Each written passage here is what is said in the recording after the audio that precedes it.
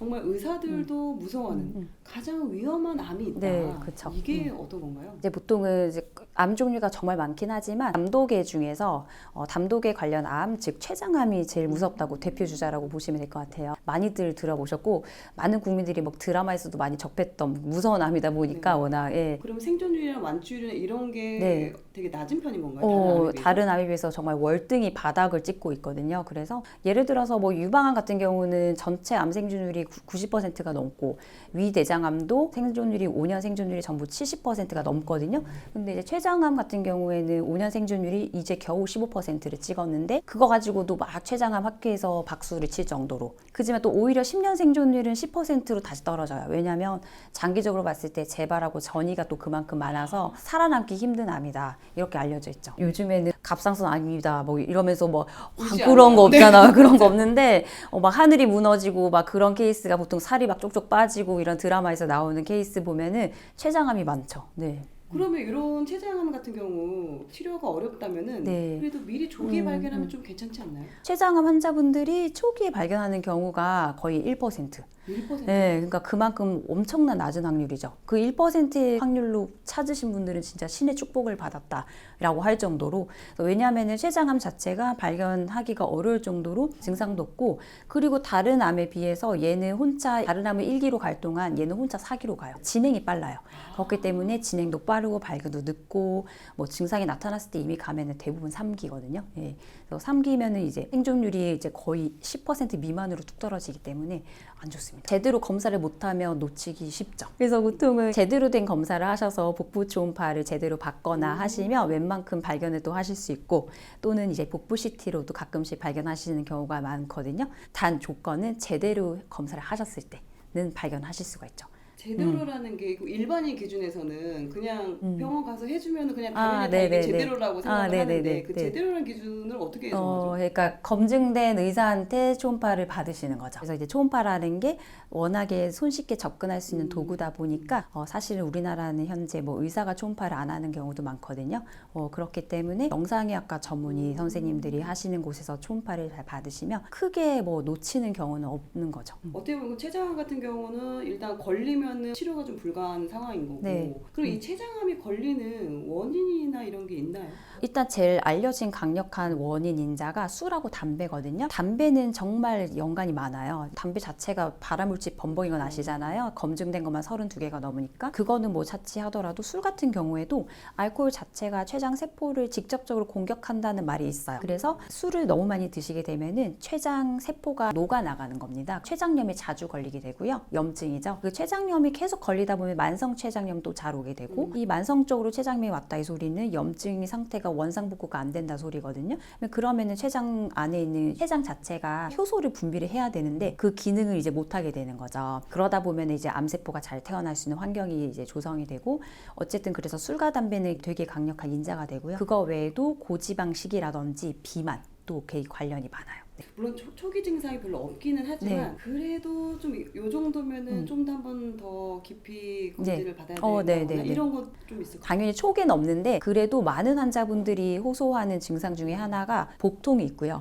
배가 아프다 그래요. 약간 명치 쪽이 아프다고 그러고, 아니면 가끔씩 등짝이 말 그대로 등이 아프다 그래요. 뻗친다 그러거든요. 그런 통증을 호소를 하시고, 왜냐하면 췌장이 그 위치 진짜 있거든요. 등 쪽에. 그 다음에 그 외 분들이 공통적으로 체중 감소. 왜냐하면 췌장이 소화 효소를 분비를 시켜서 먹은 거를 빨리빨리 흡수를 시켜야 되는데 이를 못하니까 그냥 쫙쫙 빠져나가는 거예요. 그래서 살이 그냥 빠지는 거죠. 똑같은 걸 먹어도 살이 안 찌고 체중 감소가 있을 수 있고, 그거 외에는 황달도 많습니다. 얼굴이 노랗게 돼가지고 주변에서 얼굴이 노랗게 폈다, 병원 좀 가봐라, 이런 얘기 많이 들어보시죠. 위치 따라 다르긴 하지만 췌장암이 그나마 췌장 머리 쪽에 있으면 이런 증상이 빨리 나타나거든요. 황달이라든지 이런 증상이. 그래서 조금 빨리 발견이 되기도 하고요. 췌장암 자체가 꼬리 쪽에 있으면 그 꼬리 부근에는 복강 내에서 뭐 다른 인접한 장기가 없어요. 그래가지고 되게 커질 때까지 환자가 몰라요.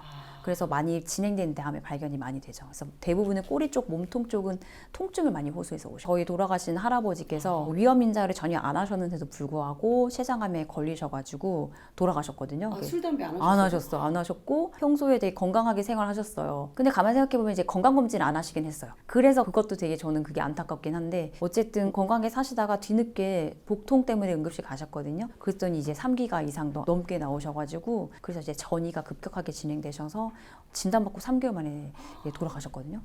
그때 계기로 제가 약간 그때 영상외과 선생님이 발견해 주셔가지고 췌장암을 저희 할아버지를 그래서 이 과에 대해서 관심이 좀 가긴 했었습니다. 저도 주변에 보면은 이제 췌장암에 이제 걸렸다 진단을 받은 분들 같은 경우는 아무래도 그게 네. 빠르게 진행이 돼서 네. 안 좋은 네. 경우가 되는 네. 경우들이 네. 좀 많이 들어서 네. 그래도 우리가 할 수 있는 노력은 네. 또 해봐야 되니까 그쵸. 그럼 좀 네. 예방할 수 있는 방법이 있다면 어떤 게 있을까요? 예방은 그래서 제가 방금 말씀드린 거를 반대로 하면 되거든요. 그래서 이게 술, 담배를 당연히 안 하는 건 기본값으로 하셔야 되고 그 외에 이제 살찌는 행동을 이제 금하시는 거죠. 막 이게 고지방하고 고칼로리가 췌장에 독이다 이런 관련된 논문이 많아요. 그래서 실제로 제가 뚱뚱한 배 나온 아저씨, 담배 피고 술 마시는 아저씨들이 굉장히 위험 선상이 있습니다. 실제로 내가 45세가 넘었고 배도 좀 나오고 술, 담배를 끊을 수가 없고 그 다음에 야식도 먹고 이러면 췌장 검사 당장 하셔야 돼요. 암이라는 거는 정말 예측 불가능한 게 많긴 하거든요. 하지만 실제로 암의 유병률을 따졌을 때 환경적 영향이 60%고 그 60% 안에는 술, 담배와 먹는 것을 포함해서예요. 그리고 이제 그 외가 만성염증인 거고 만성염증은 술, 담배를 해서 또 만성염증이 그렇죠. 오는 거고 그것까지 따지면 거의 7, 80%가 올라가죠. 그러니까 상당 부분 예방에는 기여를 한다고 저는 보아지기 때문에 나머지는 운명으로 발생하거든요. 그러니까 유전력, 기타 알 수 없음. 그래서 이 암이 발생하는 원인 100%에서 딱 7, 80%는 내가 컨트롤할 수 있는 범위긴 합니다. 그래서 어느 정도는 예방을 할 수 있다라고 저는 감히 말씀을 드릴 수 있을 것 같아요. 이거 유전력이나 이런 게 또 있나요? 유전도 있긴 한데요. 뭐 5에서 10%라고 되어 있긴 한데 실제로 췌장암 환자분 중에 가족력이 조금 직계에서 2명 이상 있으신 분은 내가 걸릴 확률도 거의 10% 가까이 올라가기도 해요. 없다고는 말을 못하죠. 근데 가족력이 명확히 알려지진 않았습니다. 가족력은 말 그대로 내가 같이 먹고 자란 환경 속에 있는 구성원이거든요. 그래서 같이 먹고 자랐기 때문에 같은 음식과 같은 환경을 공유해서 비슷한 병에 걸릴 확률이 높아지는 거죠. 식습관을 아무래도 같이 네. 하니까. 근데 유전력은 말 그대로 유전자에 타고나는 거예요. 그래서 걸릴 운명일 수밖에 없는 거예요. 아무리 그 쌍둥이가 대륙 건너 떨어져 있어도 유전자를 갖고 있으면 둘이 같이 암에 걸리는 거거든요. 그건 너무 강력한 유전인자라서 걸리는 거고 가족력은 피를 나는 형제가 아니더라도 같이 먹고 자랐으면 가족력이 될 수도 있을 만큼. 네. 그래서 사실은 많은 분들이 가족력 하는데 유전력하고 어머니 달라요.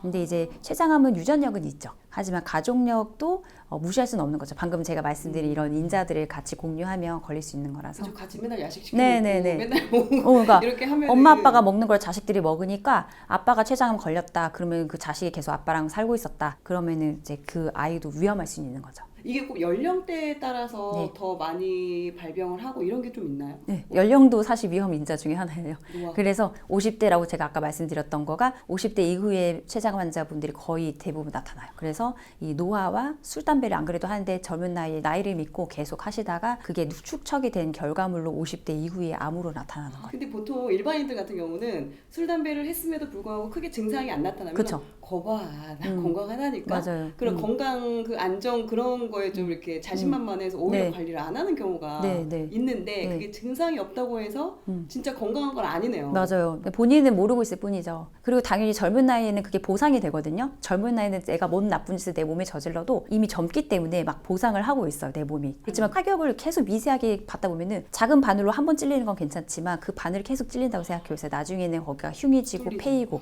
예, 그게 암으로 나타나는 거죠. 그러니까 젊을 때부터 관리 잘 하셔야 돼요. 그래서 실제로 관심 많으신 분들은 40대부터도 많이들 하시거든요.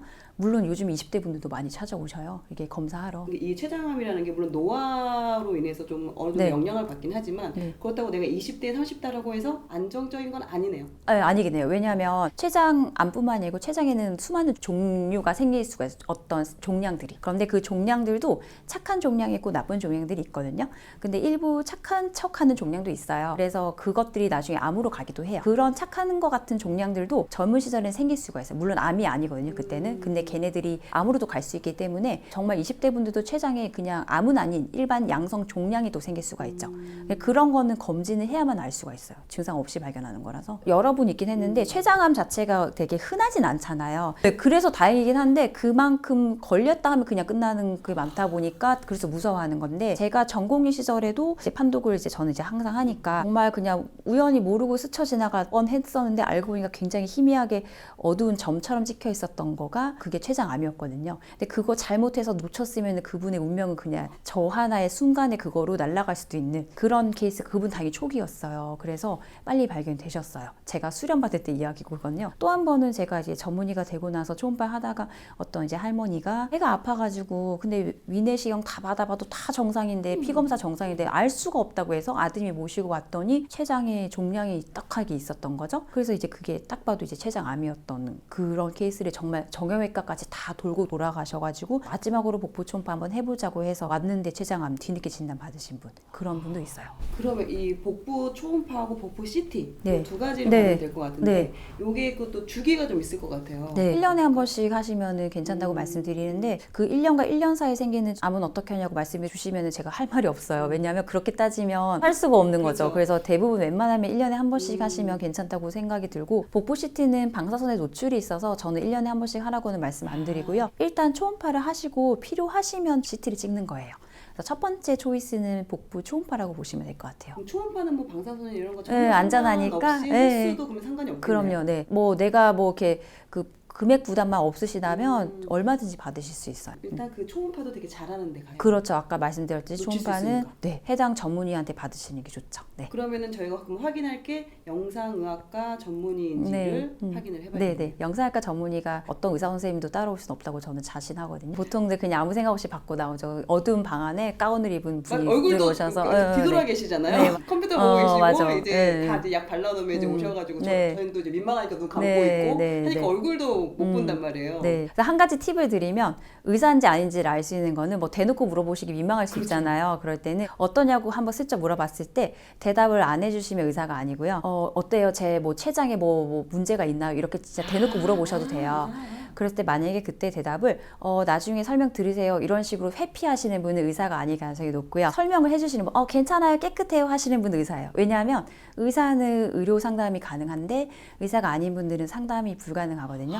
그래서 그런 식으로도 구별이 가능한데 이거 사실 이렇게 하면은 사실은 검진센터 하는 곳에서 다 물어보실 수 있긴 한데 이건 진짜로 사실이긴 해요. 네. 의사라면은 설명을 해줄 수 간단하게라도 설명해줘요. 깨끗하세요 괜찮아요 이렇게 하거나 뭐 이렇게 코멘트가 있으면 그분은 의사가 맞아요. 네. 되게 이거 완전 꿀팁이네요. 네. 정말 간단하게 알아볼 네. 수 있는. 너무 좋습니다. 네. 그렇다면 지금 이제 우리 원장님 같은 경우는 되게 그 암에 대해서도 네. 많이 보게 되시고 네. 그래서 본인 또한 혹시 그런 걸 좀 예방하기 위해서 네. 하게 되는 습관이라든가 이런 네. 게 좀 있으신가요? 뭐 음식은 뭐 이런 건 좀 잘 안 먹는다던가? 네, 과당이라고 해서 여러분들이 과당이 뭔가 싶을 텐데 색깔 있는 음료수 있잖아요. 그런 거 다 과당 있어요. 쌍 과당 또는 가공 과당이라고 성분명이 들어있거든요.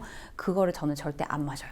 그냥 먹기가 싫어요. 뭐 저도 스스로 세뇌가 된 것도 있긴 한데 그거 자체가 성분이 췌장암의 먹이가 되거든요. 모든 암을 비롯해서 다 이걸 그렇긴 마시는 한데 것 자체가 내가 네, 지금 암세포한테 먹이를 주는 거네요. 거예요. 네. 뭐 잠재적인 암한테도 주는 거가 되고 이미 암 환자한테는 말할 필요도 없고 절대로 과당은 일단 뭐 공식적으로도 이런 탄수화물과 당에 관한 거는 췌장암과 상극이라고 나와 있어요. 실제로. 그렇기 때문에 저는 그래서 설탕 들어간 음료를 굉장히 싫어하죠. 안 마셔요. 네. 그래서 오로지 물 아니면 단순 아메리카노만 요거만 추구합니다. 네. 그럼 뭐 스타벅스에 있는 그런 뭐 새로운 안 이번에 신메뉴 먹어요. 이런 건 전혀 안 드시겠어요? 예전엔 안 그랬거든요. 근데 저도 이제 나이가 들면서 건강에 생기면서 저도 이제 아니까 이제는 예전에 알면서도 젊은이가 괜찮아 이랬는데 피하게 되니까 어느 순간 몸이 거부를 하고 있어요. 그러면 제로 음료는 괜찮아요? 설탕보다 낫거든요. 근데 설탕보다 낫지만 걔가 문제가 중독성이 있어요. 당 성분 자체가 중독성을 계속 불러일으키거든요. 설탕이나 과당이건 아니긴 하지만 걔를 또 계속 먹다 보면 단맛에 어쨌든 헤어날 수가 없어서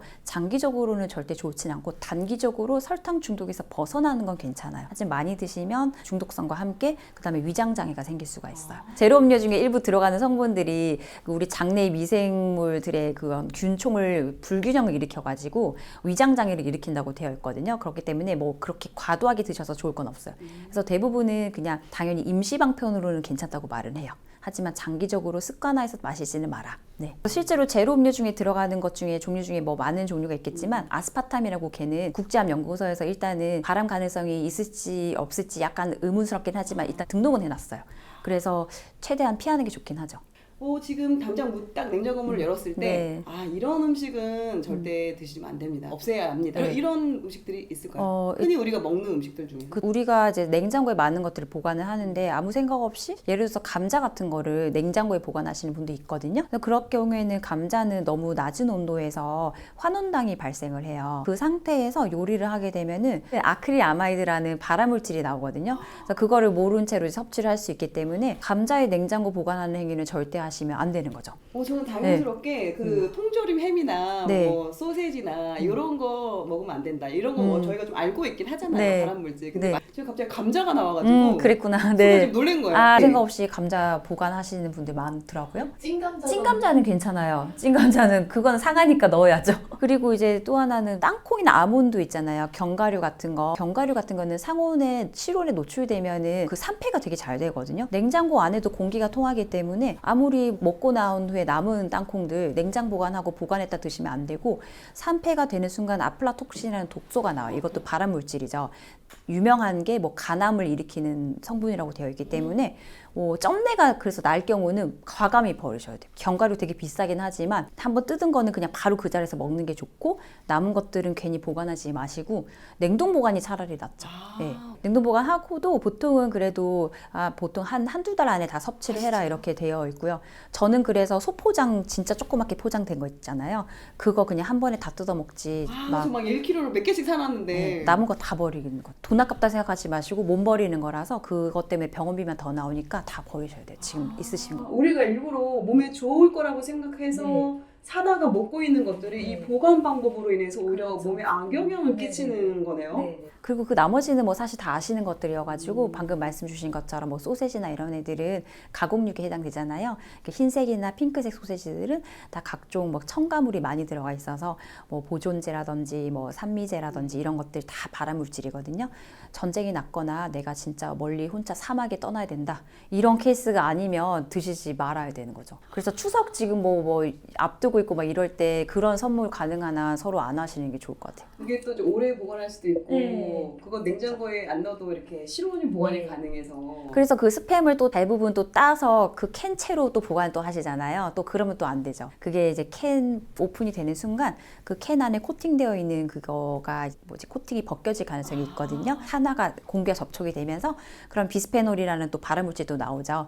그래서 그런 통조림, 그런 참치캔, 스팸 이런 애들은 한번 개봉하시면 다른 유리 보관통에 옮겨 놓으셔야지 그 캔 자체는 빨리 버리시는 게 좋아요. 좀 건강하게 먹기 위해서 뜨거운 물에 한번 데치잖아요. 네. 데쳐서 먹는 경우가 있거든요. 그럼 이런 경우는 그래도 좀 괜찮은가요? 데치면 그래도 조금 낫다고는 되어 있어요. 그 스팸 같은 거 말씀하시는 거죠. 기름기가 나쁜 기름기 빠지고 하니까 훨씬 낫다고는 되어 있어. 이왕이면 드실 거면 그렇게 드시면 되고요. 근데 저는 그래도 별로 그렇게 땡기진 않더라고요. 그게.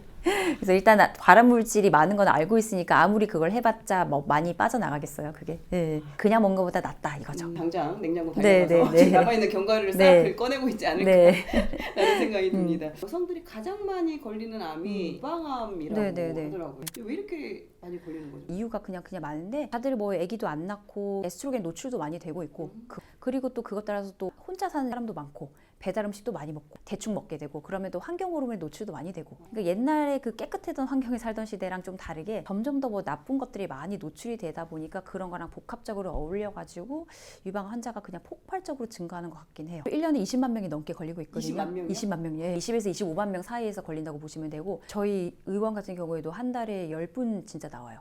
동창회를 했다 여고 나와서 친구들이 20명이 나왔다. 그중에 한 명은 반드시 유방암이 있을 거예요. 15에서 20명 사이에는 유방암이 있고 나도 걸릴 수 있는 거죠. 지금 우리 여기 3명 있잖아요. 근데 이 3명 중에 한 명이 유방암에 걸릴 확률이 80세까지 살 때 한 명이 있어요. 고전적으로는 폐경기 전후 여성분들이 많이 걸립니다. 30대, 40대, 50대 골고루 있어요. 요즘에는 에스트로겐에 노출이 되는 시점부터 유방암에 대한 이제 확률이 이제 올라가기 시작하는 거예요. 또 이제 영양분이 요즘 상태가 너무 좋으니까 폐경도 다 늦어요. 다들 젊게 살아가지고 초경이 다들 좀 빠른 것도 있고요. 환경 호르몬의 노출도 많이 되시고 거기 아기 때부터 다들 인스턴트 많이 먹고 살았고 이런 것들 다 영향 미치지 않았을까 싶어요. 재발과 전이 정리를 은근히 해서 뒤통수 치는 암이라고 하죠. 그래서 실제로 제가 봤던 분은 1기 진단을 받으셨는데 굉장히 초기였잖아요. 10년 뒤에 재발하셔서 돌아가셨어요. 기수가 올라갈수록 나중에 전이와 재발 확률이 확 같이 올라가기 때문에 그래서 초기에 발견할수록 굉장히 좋습니다. 증상은 사실 딱히는 없다고 되어 있는데요. 사실 제가 진료를 보다가 많은 분들을 봤을 때는 공통적으로 하시는 말씀 중에 가슴이 아팠다고 말씀해요. 기분 나쁘게. 찌릿찌릿 아팠다고 말씀을 하시지만 과학적인 근거는 없어요. 아직까지는. 초기 증상은 없지만 진행됐을 때 증상은 있거든요. 딱딱하게 돌멩이가 딱 붙어가지고 안 움직입니다.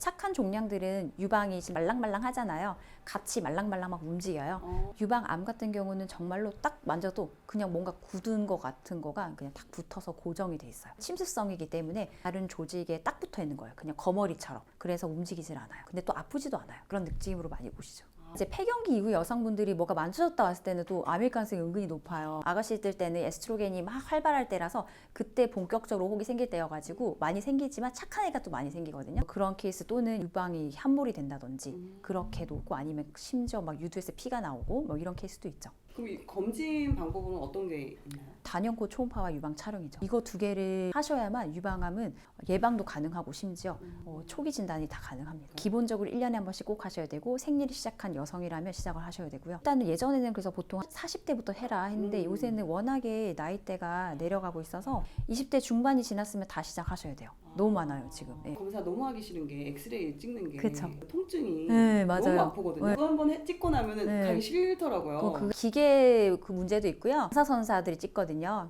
그 숙련도 따라 또 달라요. 한국 여자들은 치밀도가 너무 높아서 엑스레이가 큰 정보를 주질 못하거든요. 치밀도는 이제 유방이 같은 이게 면적이 있을 때 엄청나게 많이 박혀 있는 거예요. 유방 조직들이. 그러니까 서양 여자들은 면적 자체가 이렇게 큰데 치밀도는 그냥 띄엄띄엄 박혀 있어요. 유방 조직들이. 근데 한국 여자는 가슴은 작고 면적은 좁은데 엄청나게 많이 유선 조직이 많아요. 엑스레이 찍었을 때 속이 너무 꽉 차 있어서 안 보여요. 속이 안 보이는 거죠. 안에 속에 숨어 있어가지고. 근데 대신에 석회화를 보려고 찍는 거예요. 한국 여자들은 그냥 석회화 때문에 찍는다고 생각하셔야 돼요. 석회화가 유방암하고 밀접한 관련이 있어서 미세한 석회화인데요. 얘가 유방암하고 관련이 있거든요. 근데 이 미세 석회화는 초음파에서 안 보여요.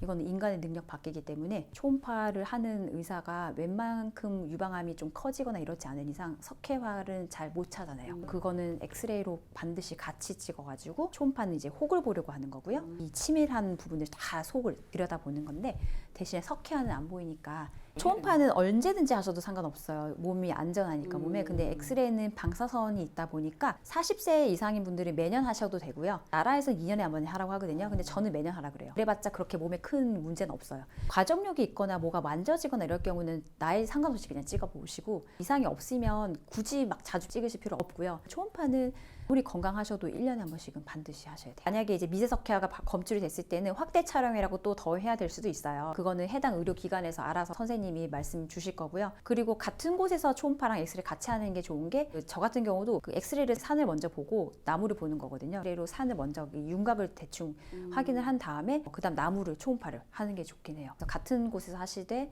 웬만하면 그렇게 하시면 좋고 만약에 못한다 그러면은 내부에서 찍은 사진을 갖고 그 초음파 해주시는 선생님께 제출을 하시면 좋을 것 같아요. 그럼 이 유방암도 유전력이나 뭐 이런 가족력 네. 이런 거 영향이 있나요? 있어요. 유방암은 난소암과 마찬가지고 유전자가 있는 유방암도 있거든요. 이 유전자가 있는 분들은 유방암 및 난소암에 걸릴 확률이 올라가요. 유방암은 뭐 30-40% 되고 난소암 경우는 60%까지 걸릴 수가 있기 때문에 안젤리나 졸리는 예방적 전 절제술을 네. 미리 한 거고 그게 싫으신 분은 정말 열심히 초음파하고 검진 잘 하셔야 되는 거죠. 직계가족 중에 2명 이상이 유방암이 있다 또는 난소암이 있다 그럴 경우는 해보시는 것도 좋아요. 검진센터에서 그게 가능한 병원이 있거든요. 피검사로 가능해요. 네, 그거 빼고는 웬만하면 유전력은 없고요. 요즘엔 다 환경 문제이기 때문에 가족력, 왜냐면 같이 먹고 자랐으니까. 근데 이제 환경 문제가 더 크죠. 네. 유방암을 좀 예방할 수 있는 음식 이런 것도 좀 있죠. 유방암이 싫어하는 음식이라고 그냥 보시면 될 것 같아요. 그게 예방인지 모르겠지만 당을 좋아하는 거거든요. 유방암이. 그렇기 때문에 개인적으로 전 액상과당을 안 먹는다고 했는데 그런 거 자체가 즉 비만으로 이어지고요. 비만 세포가 많아지면 안 좋은 에스트로겐이 분비가 된다고 생각하시면 돼요. 유방암이 발생할 수 있는 스위치가 켜진다. 살이 찌는 거를 이제 조심하셔야 됩니다. 이렇게 헷갈리는 것들이 있어요. 네. 어떤 의사분들은 요거 네. 먹어도 된다. 네. 어떤 분들은 안 된다 네. 하는 게 예를 들면 뭐 우유 같은 경우도 네. 우유는 말이 많거든요. 아직까지도. 그렇기 때문에 어떤 뭐 서울대 연구에서는 이게 뭐 우유가 이렇게 좋니 안 좋니 이렇게도 나오고 저희 나라에만 해도 네덜란드 연구 있고 미국의 연구가 있고 되게 많아요. 그래서 제가 다 찾아보니까 결론은 먹고 싶은 만큼 마셔라 이거더라고요. 왜냐하면 인간이 쥐처럼 한정된 공간에 가둬놓고 우유만 막다리 이렇게 먹일 수는 없어요. 그러네요. 그래서 그게 설문조사에 이게 한계가 있어요. 사람이 어느 환경에서 살았는지 모를 때 그냥 단순히 나는 하루에 우유 몇 잔을 마셨다. 이거를 역학적으로 지켜봤더니 어떤 사람이 유방암에 걸리더라. 이게 솔직히 모든 환경이 컨트롤되지 않은 상황이기 때문에 그냥 비싼 우유 그냥 드시라고 말씀을 드려요. 비싼 우유, 즉 무항생제 우유 있잖아요. 항생제 먹고 자란 소에서 나오는 인슐린 성장 유사인자들이 유방암을 비롯해서 암을 촉진시킨다. 이런 연구도 있거든요. 그런 나쁜 영향을 가지고 있는 우유잖아요. 그런 게 조리가 없다라는 의견이 있단 말이에요. 그거를 피하려면은 넓은 그 들판에서 풀어서 키운 소에서 나오는 깨끗한 우유. 저는 그래서 개인적으로 무항생제 약간 비싼 우유를 먹고 있고 아니면은 외국산 우유 있잖아요. 호주산이라든지 자유롭게 큰 소에서 나오는 우유를 개인적으로 사 마시고는 있어요. 네. 석류 같은 거는 그럼 되게 안 좋겠네요. 네, 국내에서 연구 나온 게 있었거든요. 석류랑 홍삼류는 자제하는 게 좋다고 되어 있어요. 논문이 있긴 했어요. 물론 이제 다른 거에는 좋을 수 있겠지만 네. 유방암에는 좋지 않은 거네요. 네. 반면에 여성 호르몬과 관련이 있는 식물성 호르몬이 있는데 이 콩은 유일하게 유방암의 예방 효과도 있고 발병률에도 좋은 효과를 가지고 있다고 되어 있어요. 그럼 이것도 있을 것 같아요. 그 에스트로겐에 네. 대해서 말씀하신 것처럼 네. 이 피임약 같은 경우는 네. 그걸 좀 절제하는 거잖아요. 네. 좋은 건가요? 나쁜 건가요? 피임약이 종류가 많거든요. 에스트로겐 제제가 있고 프로게스테론 제제도 막 있고 그래요. 공통적으로 이 폐경기 이후에 여성분들이 드시는 호르몬제는 에스트로겐 제제라서 폐경이 됐기 때문에 에스트로겐이 나오게 해야 되는 약이라서 그거는 명확한 연구가 있어요. 명확하게 연관이 있다고. 그래서 폐경기 여성분들이 먹는 호르몬제는 장기간 복용하면 유방암 발병률이 올라간다고 되어 있어서 5년 이상 지속적으로 드신 분들이 유방암 많이 걸려요. 실제로 저 많이 보거든요. 그래서 호르몬제를 즐겨서 몇 년 동안 10년 가까이 드신 분들이 유방암이 좀 많은 건 사실이고요. 근데 이제 피임약이 그래서 종류마다 또 다르고요. 장기간 복용이 영향이 없을 수는 없어요. 시험관 시수도 많이 물어보시는데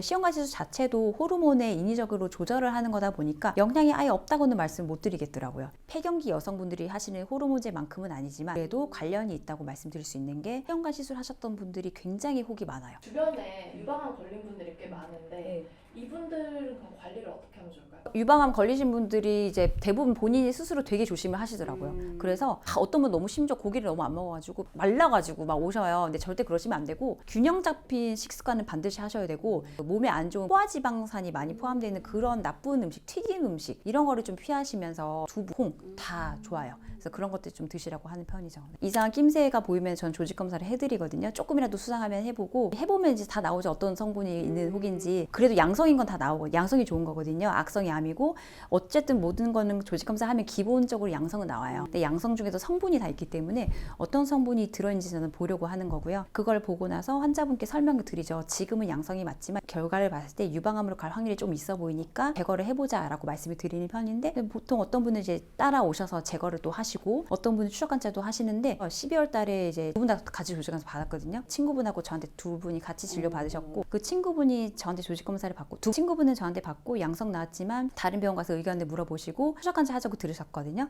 그래서 저는 제거를 하자고 했어요. 그러니까 제거를 안 하시고 그냥 추적관찰 하셨고 그 다른 친구분은 제거를 이제 하셨고 그래서 그 친구분이 저한테 추적관찰 이제 오신 거예요. 그 다른 분이 다른 병원 가셔갖고 이제 저한테 안 오시더라고요. 그 친구분 소식을 전해주는데 근황을 이번에 유방암 걸렸대요. 그 혹이 암이 됐대요. 근데 연기로 나오긴 했지만 그래서 그분이 좀 후회하시고 그런 도 이제 돌아서 듣고 물론 아닌 분도 많겠죠. 그렇지만 제가 조직검사 하자고 했던 분인데 조직검사를 하고 집에서 제거를 하자고 했는데 좀 지켜보고 싶다 커져가지고 이제 한 8개월 지나서 제거를 했더니 유방암으로 바뀌어있고 이것도 꽤 있어요. 유방암은 뭔가 암으로 갈 놈들은 사실 조금 정해져 있더라고요. 생긴 거 보면은 이런 놈이 유방암으로 갈지 안 갈지 그냥 뭐 제 눈에는 보이긴 하니까 저는 그래서 항상 그런 식으로 접근을 해서 치료를 하죠. 유방암은 약간 빠르거든요. 그래서 정말 이번에도 유방암 연기인데 3mm짜리가 나왔어요. 제가 하셨던 분인데 그분이 6개월 전에는 괜찮아 보였거든요. 근데 이제 제가 혹시나 해가지고 그때 말씀드릴 때 그분 좀 거부하셨어요. 제가 제거하자고 했어요. 그때 6개월 뒤에 이번에 제거했더니 유방암 세포가 3mm가 나왔어요. 혹 안에서. 그러니까 굉장히 초기긴 했는데 환자분이 약간 후회하긴 했어요. 이게 그냥 좀 더 빨리 뺄 걸 이렇게. 크기도 중요한데 모양이거든요. 그렇기 때문에 무록은 보통 착하다고 말하고요. 착한 척하는 무록도 있어요. 그게 되게 다양해요. 그러니까 너무 천의 얼굴이에요. 진짜 유방은. 그렇기 때문에 진짜 전문의한테 꼭 받으셔야 돼요. 그걸 봐야지 알기 때문에 저도 관상쟁입니다. 솔직히 초음파를 보면서 판단을 하기 때문에 저는 그래서 관상 보고 판단을 하는 거예요. 저한테 진료를 받고 제가 조직 검사를 하고 저는 찝찝하면은 이제 안 좋은 성분 나오면 제과적 말씀 꼭 드려요. 쓸데없는 혹들은 제거를 전혀 할 필요 없어요. 유방은요. 당연히 우리나라는 이제 병원이 잘 돼 있으니까 주변 가족들의 권고로 대학병원도 갔단 말이에요. 가셨더니 양성이니까 괜찮다고 수정환자를 다 해요. 어떤 할머니는 그래서 따님 때문에 이제 대학병원 가셨다가 괜찮다는 소리 듣고 그냥 넘어가셔서 1년 뒤에 오셨더니 그게 너무 커져 있던 거지. 유방으로 바뀌어 있었고 너무 아까웠어요. 저는 그거 보고 어떻게 그때 뺐으면 얼마나 좋아. 자동으로 이 말이 나오더라고요. 그렇게 나오고 고생하셔야 돼요. 뭐 치료는 잘 되겠죠. 하지만 이제 앞으로 이제 힘들잖아요. 여자 재발될 수 있고.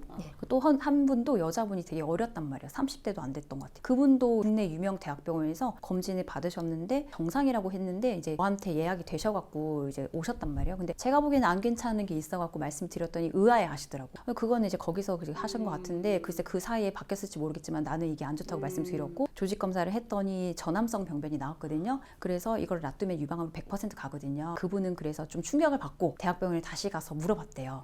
말을 안 하고. 그랬더니 그 대학병원에서 괜찮다. 1년 뒤에 와라. 지금 봐도 별거 없다. 그분은 그래서 저한테 그거를 이제 와서 말씀해줘서 저는 알았죠. 그만큼 그분이 이상하다는 게 아니고요. 유방암이라고 하는 거는 되게 어려워요. 교묘해요. 암처럼 안 보일 경우가 많아요. 네.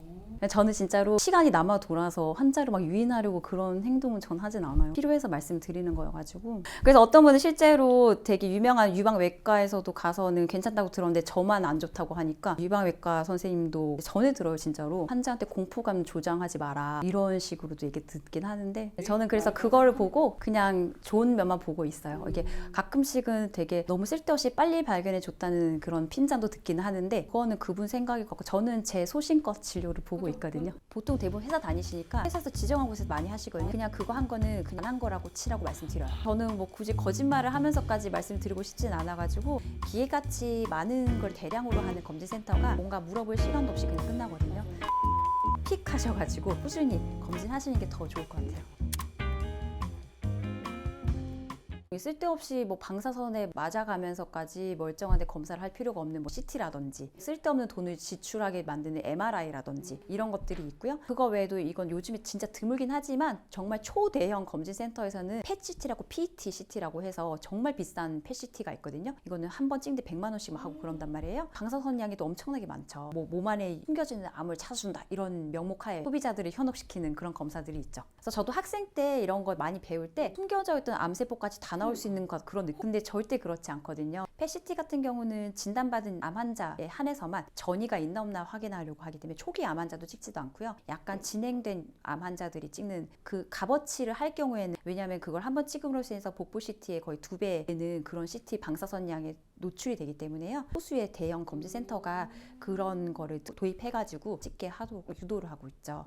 절대 피하셔야 돼요. 내가 멀쩡히 건강하신데 굳이 비싼 돈 들여가면서 방사선에 노출이 되실 필요가 없어요. 복부 CT도 한번 찍을 때 10에서 15mSV라고 노출이 되거든요. 우리가 자연적으로 1년 동안에 살아갈 때 일상생활 할 때 자연적으로 5mSV를 맞아요. 그냥 정상인들도. 근데 그런 거를 이제 한 번에 2배 이상 맞는 거거든요. 어떤 이벤트가 있을 때 필요할 때 찍는 건 전혀 문제가 되지 않아요. 하지만 그거를 습관적으로 매년 찍으시면 문제가 될 수 있어요. 그 기준이 뭐냐면요. 제일 비싼 거거든요. 맞아요. 저는 맞아요. 그 중에서 비싼 거. 뇌CT. 뇌CT는 교통사고 나가지고 오신 분들, 뇌출혈이 의심돼가지고 의식 소실 되신 분들, 극심한 두통을 갑자기 호소하신 분들은 찍어볼 수는 있어요. 하지만 아무 증상이 없는데 지금 이런 우리 상태에서는 찍을 필요가 없어요. 아무 별로 얻는 정보가 없습니다. 뇌출혈을 예방하려고 찍고 싶으면은 뇌 혈관을 보는 MRI가 따로 있어요. 그걸 찍으셔야지 뇌CT는 정말 순수하게 뼈와 뇌 상태를 그냥 보는 것밖에 없어서 혈관이라는 말이 언급되지 않는 단순 뇌CT는 아무 정보가 없습니다. 흉부CT는 전 추천드리고 싶어요. 크게 몸이 부담 없으면서 흉부CT를 찍었을 때 우연히 폐암 발견하신 분들 많거든요. 근데 그런 폐암도 사실은 고형군에 걸리기 때문에 사실은 내가 담배 한 번 안 피고 마스크 잘 써서 미세먼지 많이 안 마시고 먼지 많이 나오는 곳에서 노동 일을 하시는 분 아니면은 간접흡연이라든지 내가 주부로서 요리 많이 했다, 연기 많이 흡입했다 그런 일상생활 좀 노출은 좀 있잖아요. 그래서 폐암 검사는 저는 저설량은 그래도 1년에 한 한 번씩 추천드려요. 심장 초음파를 통해서 45세 이후에 그 발생할 수 있는 그런 급사나 이런 것도 좀 예방을 할 수가 있고 뭐 뇌경색도 좀 미리 대비할 수 있다는데 뭐 이런 의견은 일단은 그렇게 관련 없고요. 진짜 심장이 잘 뛰고 있는지 확인하는 거거든요. 저도 심장 초음파를 하는데 심장 판막을 또 보고 그 다음에 역류하는 거, 그 다음에 혈관 다 보긴 해요. 근데 실제로 심장 초음파를 할 정도면 이미 본인이 증상이 있어야 돼. 부정맥이라든지 그리고 24시간 심전도를 했는데 이상이 있고 뭐 어쩌고 할 때, 아니면 급사 가족력, 그런 분들은 정상이라도 해보시는 게 좋고, 그런 분들은 당연히 해보실 수 있는데, 솔직히 내가 살면서 심장이 막 미친 듯이 이상하게 두근거리거나 숨이 차거나 일상생활 하면서 그런 지장이 없으셨던 분들은 했을 때 다 정상 나와요. 심장 초음파는 본인이 이미 기저에 알고 있으실 거거든요. 전문의가 그냥 하라고 해요. 근데 그렇지 않은 분들은 굳이 하실 필요가 없는 거죠. 근데 저는 뭐 굳이 거짓말을 하면서까지 말씀드리고 싶진 않아가지고, 그래서 정말로 필요한 거는 그래도 꼭 아셔야 될 것 같고, 쓸데없는 거라고 저는 꼭 하진 않았어요. 고혈압, 뭐 당뇨 있으신 분들은 심장 초음파 필요할 수도 있어요. 근데 그런 분들은 하고 싶으면 당연히 하셔도 좋죠. 안전하니까. 그런 식으로 따지기 때문에. 그런 경우도 있을 것 같아요. 나이대별로 이런 검진은 무조건 해야 된다. 이런 거 있을 것 같아요. 요즘에는 젊은 층에도 암이 많이 발생해서 특히 유방암, 갑상선암, 위암, 대장암도 20, 30대 발병률이 미친 듯이 올라가요. 대장암도 그렇고요. 우리나라 젊은 층 20, 30대 대장암이 지금 거의 세계 1위를 찍고 있거든요. 예전에는 대장 내시경도 50대부터 하라 그랬어요. 근데 이제는 안 그래요. 20, 30대가 되면 한 번쯤 시작을 하셔야 되고요. 근데 5년에 한 번씩 하시면 되고요. 20, 30대에 시작할 검사가 기본적인 피검사, 소변검사, 초음파. 여자라면 갑상선, 유방, 복부. 남자라면은 복부, 갑상선 같이 하시고, 흡연을 10대부터 하셨던 분이라면은 폐 저설량 흉부 CT도 시작을 하셔야 되고, 그게 아니면은 보통은 이제 20감년이라고 해서 하루에 한 갑씩 20년 동안 피우거나, 하루에 감년이라는 게 곱하기거든요. 하루에 한 갑을 20년 하든지, 하루에 무게피를 뭐 10년 이래도 20감년이 되는 거예요. 그런 식으로 어쨌든 고위험군이신 분들은 나에 불문하고 그냥 시작하시는 거고요. 20, 30대가 됐으면 위내시경도 2, 3년에 한 번씩 시작하시고, 예. 대장 내시경은 5년에 한 번씩. 예. 가족력이 있거나 위험 인자가 그 전에 발견됐다. 그럼 대장 내시경도 3년에 한 번씩 하셔야 돼요. 그러면 이제 40대가 되면은 확 늘어나겠네요. 네, 방금 언급드렸던 거 플러스 되고. 철저하게 하셔야 되는 거고, 필요시 복부 CT까지도 가능할 수도 있고, 그거는 복부 초음파를 해봤을 때 나오는 거고, 남자분이라면은 고혈압 당뇨가 시작이 됐다 그러면 전립선 초음파라든지, 그리고 여자분들은 폐경이 일찍 됐다 그러면 혈관이 안 좋아지거든요. 경동맥 초음파도 시작하셔야 되고, 남자분들도 40대 중반이 꺾이시면은 경동맥 초음파 시작하셔야 돼요. 50대 혹은 60대 분들도 계속 건강검진 항목이 늘어날까요? 50대 여성분들이라면 폐경기가 왔으니까 골다공증이 생길 수 있는 나이거든요. 에스트로겐이 빠져나가면 뼈가 약해져요. 골다공증 검사를 반드시 하셔야 돼요. 골밀도 검사죠. 그거는 일반 내과가도 다 해줄 수 있어요. 남자분들은 이제 40대가 넘으신 분들은 경동맥 초음파 시작하시고, 얘가 안 좋으면 이미 내 몸의 혈관 다 안 좋은 거예요. 그러니까 이 혈관이 되게 중요한 동맥이라서, 이 동맥이 문제가 생기면 사람이 살 수가 없어서 굉장히 중요한 혈관인데, 여기에 찌꺼기가 있다 이 소리는 나머지 몸의 혈관을 말할 것도 없기 때문에 너무 심플하고 간단한 검사이기 때문에 그냥 쉽게 하실 수 있어요.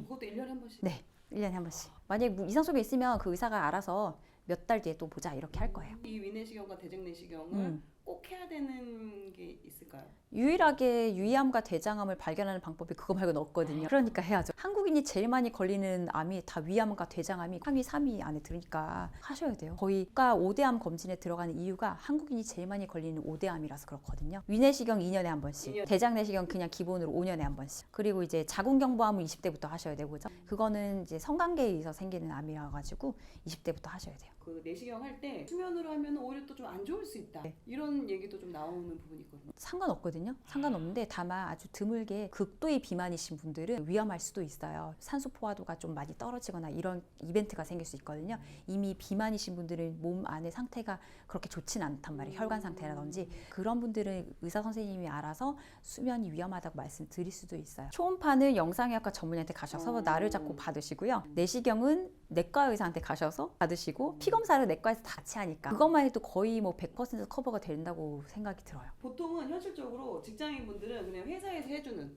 1년에 한 번씩 해주는 그 검진센터가 병원이 몇 개 딱 주잖아요. 맞아요. 거기서 집에 가까운 데를 그냥 픽해서 가거든요. 맞아요. 보통 대부분 회사 다니시니까 일괄적으로 회사에서 지정한 곳에서 많이 하시거든요. 맞아요. 저는 그냥 그거 한 거는 그냥 안 한 거라고 치라고 말씀드려요. 그냥 개인적으로 다시 하셔야 돼요. 내시경도 솔직히 이게 어떤 선생님이냐 따라 다르기도 하거든요. 획일화된 검진센터는 거기 담당 의사들이 계속 바뀌어요. 너무 자주 바뀌기 때문에 차라리 개인 의원들 있잖아요. 내과 의원. 거기 다 검진해요. 그런 데 가서 내시경 다시 받아보시는 것도 굉장히 좋고요. 방금 초음파는 말할 것도 없어요. 그런 검진센터에서 하셨던 하셨던 초음파는 그냥 잊으시고 다시 하시는 게 좋아요. 피 검사야 어차피 빼도 박도 못하는 결과라서 괜찮은데 인간이 하는 검사들 있죠.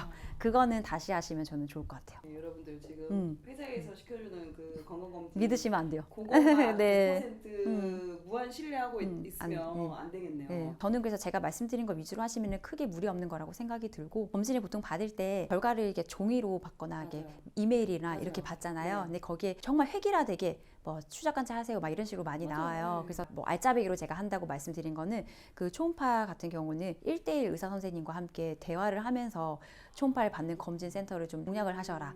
기계같이 많은 걸 대량으로 하는 검진센터가 뭔가 물어볼 시간도 없이 그냥 끝나거든요. 맞아요. 검진을 받으실 때 반드시 꼭 획일화된 대형 검진센터 비싼 데를 고집하지 마시고 나를 잘 아는 주치 선생님 한 분을 픽 하셔가지고 꾸준히 검진하시는 게 더 좋을 것 같아요. 집 근처 내과 선생님 눈도장 찍어 놓으신 분께 가셔가지고 하시면서 이렇게 그 선생님과 얘기하면서 내 상태는 지금 이렇기 때문에 어떤 걸 받으면 좋을까요? 선생님이 이런 초음파를 받아보세요 이래요. 그러면 그 초음파를 받으러 이제 찾아서 또 가시는 거죠. 이런 식으로 내 몸에 맞는 상태로 하시면 좋을 것 같아요. 유일하게 입증된 거는 수면이 진짜 중요해요. 이게 수면 박탈된 분들은 어떤 암이든 걸릴 가능성이 굉장히 많아요. 잠을 자야지 멜라토닌이라는 호르몬과 그 다음에 성장 호르몬이 나오거든요. 이 성장 호르몬과 멜라토닌이 우리 몸의 면역 체계를 좌우를 한다고 해도 과언이 아닐 정도로 너무 중요한데, 수면이 박탈당할 경우에는 이 호르몬이 밸런스가 깨지기 때문에 그러면 결국 스트레스 호르몬으로 이어지거든요. 이 과도한 스트레스 호르몬에 노출이 될 경우에는 그냥 다 세포가 망가져갖고 돌연변이 DNA가 그냥 태어나는 거예요. 그래서 그게 이제 암으로 이어지기 때문에 어쨌든 노화를 천천히 하는 거는 잠 잘 자는 거 너무 기본적인 인간의 욕구 중에 하나죠. 그거랑 운동이죠. 운동은 그거에 이제 부스터 역할을 하는 거라서 운동하는 거. 정확한 거는 과학적인 건 10시부터 2시 사이, 그 사이에 꼭 수면을 챙기시는 게 좋아요. 성장 호르몬 분비가 최절정을 이루고 멜라토닌도 많이 나오는 시간이거든요. 그래서 그 시간을 많이 자야 돼요. 총 수면 시간도 너무 많이 자면 또 오히려 암 발병률이 올라간다고 되어 있어요. 예. 그래서 보통 7시간 정도로 보시면 되고, 성장기 어린이들은 당연히 많이 자는 게 맞는데 너무 과도한 잠을 자는 것도 안 좋아요. 그렇기 때문에 적당한 수면 시간 7시간 정도라고 보시면 될 것 같아요. 장기적으로 내가 잠을 너무 많이 자는 그냥 습관처럼 많이 주무신다, 그거는 문제가 될 수 있는 거죠. 왜냐면 일단 우리 인간의 몸도 일주기 리듬이 있기 때문에 이 일주기 리듬에 맞춰서 잠과 각성이 균형적으로 반복이 돼야 되는데 너무 오랜 시간에 치우쳐 있으면 이제 모든 것이 호르몬이거든요. 이 호르몬의 불균형을 이제 일으키는 게 되는 거라서 결국 뭐 장기적으로 좋을 건 없죠. 그리고 수면 중요하고 운동 같은 경우 너무 말할 것도 없죠. 하루에 뭐 2-30분씩 뛸 경우 일주일에 5번 이상 이렇게 할 경우 각종 암 발병률이 이제 낮아지는 거로 다 되어 있기 때문에 운동은 절대 빼놓을 수 없는 좋은 요소긴 한 것 같아요. 근데 대신에 관절을 조심하긴 해야 돼요. 나이가 들면은 관절이 일단 안 좋아지기 때문에 몸의 상황에 맞게 하셔야지. 젊은 분들은 무조건 뛰는 것도 되게 좋아요. 무조건 뛰어도 몸이 안 망가지거든요. 유산소 운동과 함께 근력 같이 하셔도 되고, 젊을 때는 조그만 운동해도 근육이 막 붙으니까 되게 좋은데 이제 점점 나이가 들면서 같은 운동을 해도 근육이 잘 안 붙거든요. 나이가 들어서는 그래서 너무 과한 유산소 운동을 하시면은 몸이 다칠 수가 있기 때문에, 그래서 보통은 나이가 드신 분들은 근력을 잘 자연스럽게 올리는 방법이 뭐 수영이라든지 관절에 무리가 않는 그런 운동들이 있죠. 그래서 본인 나이에 맞게 운동을 하셔야죠. 식습관도 당연히 중요해요. 그거는 말할 필요도 없는 거죠. 식습관은 너무 중요한 거죠. 커피나 이런 거는 괜찮나요? 커피 자체는 그 항산화 물질로 되어 있잖아요. 그래서 좋은 성분들이 많아요. 근데 우리가 커피를 생으로 다 안 먹고 로스팅 때문에 문제가 되잖아요. 아메리카노도 조금 따져서 드시는 게 좋긴 해요. 강배전이라고 들어보셨죠? 이게 로스팅을 너무 세게 한 다크 커피. 탄맛이 날수록 발암 물질이 조금 많다고 보시면 돼요. 벤조피렌이라든지 이런 애들이 강배전을 많이 할수록 많이 나오기 때문에 웬만하면 커피를 그래서 신커피, 산미나는 예, 그게 좀 좋죠. 라이트 로스팅이라고 하죠. 그래서 커피 볶는 시간이 있는데 뭐 7-8분이면 라이트라고 하고 10분 이상 볶으면 다크라고 막 하더라고요. 일부 뭐 체인점 커피숍들은 다 다크예요. 안타깝게. 뭐 다른 데서도 말씀드렸지만 1인 커피숍, 개인 커피숍을 이제 뚫어가지고 거기서 신커피, 라이트 로스팅으로 즐겨서 마시는 편이죠. 당 섭취하는 거.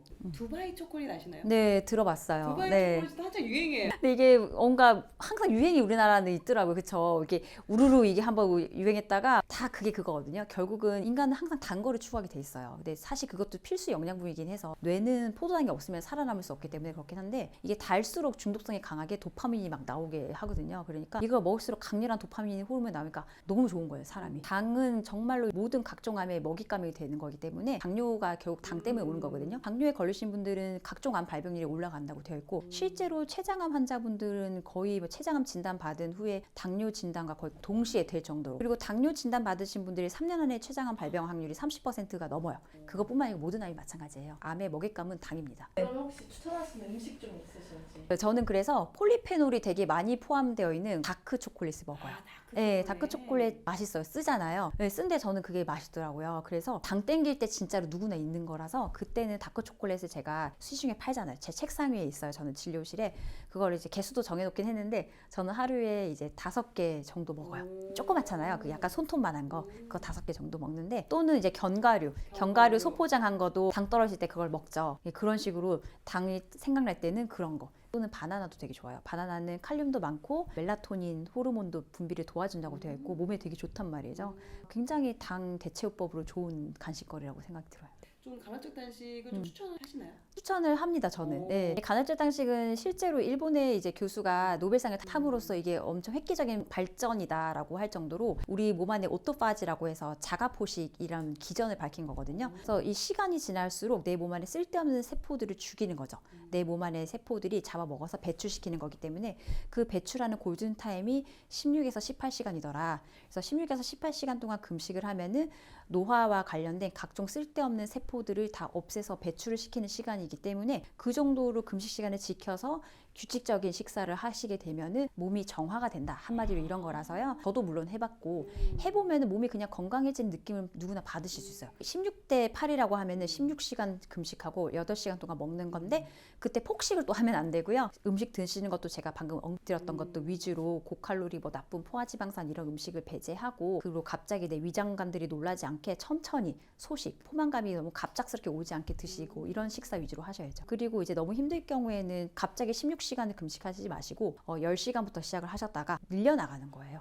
갑자기 하시면 절대 안 됩니다. 네. 원장님 같은 경우도 간헐적 단식을 정기적으로 하시는 편인가요? 저는 뭐 간헐적 단식과 그 다음에 규칙적인 시간을 그냥 지켜가지고 교대로 하고 있어요. 그래서 주중에 진료를 할 때는 간헐적 단식을 주로 하는 편이고 주말에는 아침을 먹는 편이고 이렇게 하고 있어요. 근데 뭐 둘 다 좋더라고요. 네. 어떤 분은 아침을 꼭 먹자 주의가 또 있고 어떤 분은 아침 안 먹고 간헐적 단식하자 이런 주의들이 많은데 팽배해요, 의견들이. 저는 둘 다 해보니까 둘 다 좋더라고요. 규칙적으로만 그 텀을 지키시면은 전혀 몸에 무리는 없을 것 같아요. 몸에 안 좋은 거는 지금 이야기해 보니 맛이 없어서 안 드실 것 같아요. 뭐 빵이나 라면 이런 건 뭐 당연히 안 드시겠죠? 먹어요. 저도 먹습니다. 진짜로 딱 봐도 뭔가 음료수 달달한 거를 싫어할 뿐이지 저도 빵 먹고 그 다음에 라면도 먹거든요. 다만 예를 들어서 라면을 먹을 때 컵라면을 먹더라도 일회용 컵에는 왠지 뜨거운 물 부어서 먹는 게 왠지 저한테는 환경 호르몬 들어오는 기분이라서 안 먹고, 먹더라도 사기 그릇에 부어가지고 먹고, 그리고 먹더라도 국물을 안 먹죠. 컵라면은 편의점에서 먹는 게 맛이. 근데 저는 그냥 그 먹는 거 자체가 그냥 찝찝해요. 실제로 라면도 데쳐서 한번 기름기 쫙 빼고 먹고 국물 없이 건더기만, 그리고 거기다 막 버섯 넣고 콩나물 넣고 이렇게 해놓으면 훨씬 더 영양가 있는 음식이 될 수도 있거든요. 그렇기 때문에 저도 먹습니다. 물 같은 경우도 편의점에서 목이 말라서 살 때도 페트병의 물은 저는 웬만하면 안 마셔요. 그 생수병, 그 페트병 자체가 사실은 이제 환경 호르몬이 나올 수밖에 없는 구조거든요. 발암물질이라든지 플라스틱 구조 자체가 시간이 지남에 따라서 나노 플라스틱이라든지 이런 게 나올 수밖에 없어요. 그래서 저는 웬만하면 물도 사 먹지 않고 목이 마를 때는 당연히 사 마시는데 목만 축이고 다 버려버려요. 뭐 이렇게 생각하시는 것도 되게 특이할 수 있겠지만 제 나름대로 그렇게 건강을 지키는 길이라고 생각을 하고 있거든요. 제가 전문의 시험이라든지 학생 때 시험 스트레스가 많기 때문에 단 걸 입에 달고 살았어요. 내가 어리니까. 잠도 많이 안 자고. 커피 그냥 편의점에 달달한 커피 다 사놓고 이거를 정말 하루에 막 3개씩 마시고 들이붓고 사탕, 초콜릿 떨어진 적이 없었거든요. 의사 시험에 붙고 나서 검진을 받았더니 혈당 수치가 너무 안 좋은 거예요. 저는 어리니까 제가 그럴 줄 몰랐거든요. 알고 보니까 한국 사람들 30대의 30%가 내당능장애가 있대요. 그거를 방치를 하면은 당뇨로 가거든요. 내당능장애라고 해서 당뇨 전 단계예요. 그거 있으신 분들이 한국 분들이 30%예요. 그걸 그때 알았어요. 제가 걸리고 나서 그때부터 관리 시작했어요. 거의 30살부터 관리 시작했거든요. 그러고 나니까 이제 몸이 좋아지는 걸 제가 느끼고 너무 좋더라고요. 그래서 그다음부터 신경 쓰고 이렇게까지 왔어요. 네. 보통은 직장 다니고 내가 건강하게 열심히 사회생활 하시는 분들은 별 생각 없으신 분들이 되게 많거든요. 근데 제가 방금 말씀드렸다시피 젊은 분들이 무증상 당뇨 예비 환자들이죠. 근데 그거를 빨리 아셔야 돼요. 내가 평소에 달달한 음료수를 좋아하고 커피를 좀 자주 마시고 그러고 있다. 그리고 한국인들은 췌장이 약하거든요. 같은 당 음식을 먹어도 서양인보다 당뇨 잘 걸려요. 이런 거를 빨리 아셔가지고 피검사 검사 간단하게 하셔서 내 당 수치는 괜찮은지 일단 내 몸 체크를 반드시 하시고요.